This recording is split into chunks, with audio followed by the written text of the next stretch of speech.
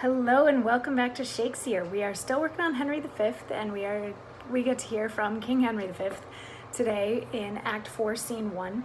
So at the moment, remember, the king is dressed as as Lord Erpingham. I was going to say Sir Lord Erpingham, which is rather redundant. And he's chatting with two other random soldiers whose names are Bates and Williams, and they're talking about just sort of like life stuff, which is kind of funky as they're getting ready for a battle. But yesterday we heard William saying that it actually sort of falls on the head of the king, whoever dies in battle fighting for the king. And so Henry replies, "So, if a son that is by his father sent about merchandise do sinfully miscarry upon the sea, the imputation of his wickedness by your rule should be imposed upon his father that sent him.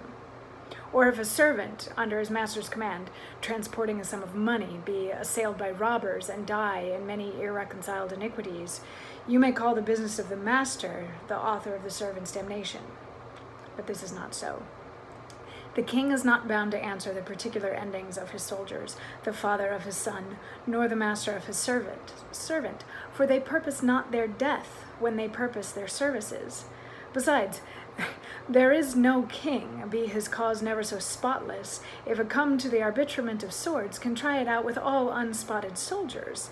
Some, peradventure, have on them the guilt of premeditated and contrived murder. Some of beguiling virgins with the broken seals of perjury. Some making the wars their bulwark, that have before gored the gentle bosom of peace with pillage and robbery.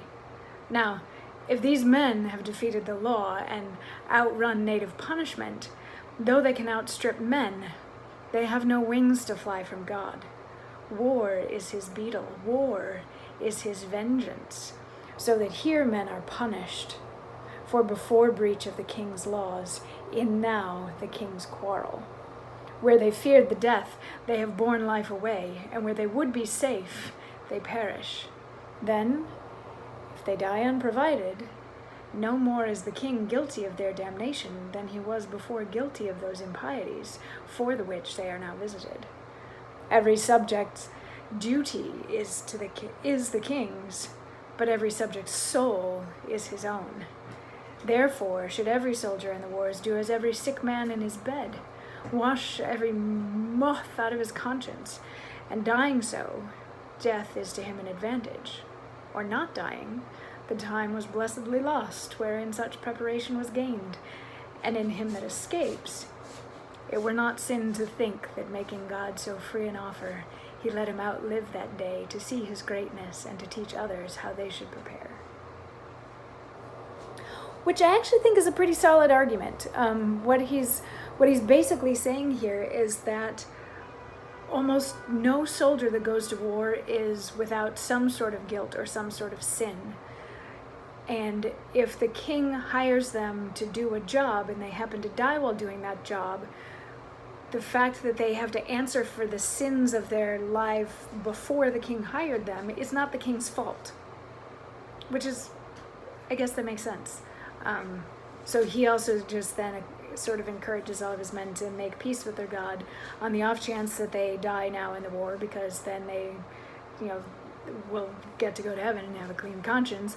And if they don't die now, then they have already cleansed their souls of all the previous sins.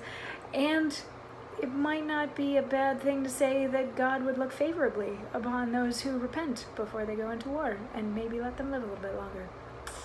So anyway, some interesting theories from the king. And he continues to talk to Bates and Williams for a little bit longer in this before they go away. And they get into a little tiff about some stuff. And Williams and the king exchange gauntlets, which they wear in their hat, knowing that if they run into each other again, they can say, "Hey, that's my gauntlet, and I challenged you to a duel, so now let's actually fight the duel," that kind of a thing. But also keep in mind that the king is dressed as Erpingham when he does this. No mistaken identity possibilities there or anything. Yeah. Anyway, we get to hear from the king again tomorrow. It's a nice long one when he gets some time to himself on the stage, so I won't spoil it for you. But come back tomorrow and we'll see you for more. Mwah.